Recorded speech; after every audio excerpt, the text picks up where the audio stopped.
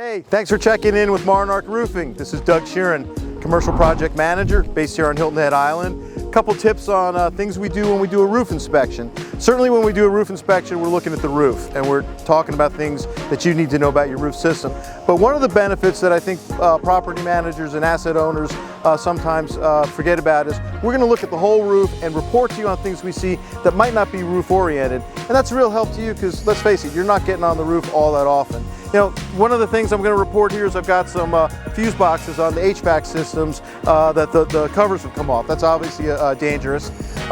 Walking the roof, you know, I'm looking for other damage that I want to report to the owner.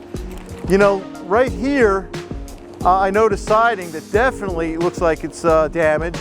A little further review, I see, looks like a piece of this structure probably flew off, hit it, so definitely something the owner needs to look at. So when you think of roof inspections, don't just think about your roof. Monarch Roofing is going to give you a whole property report.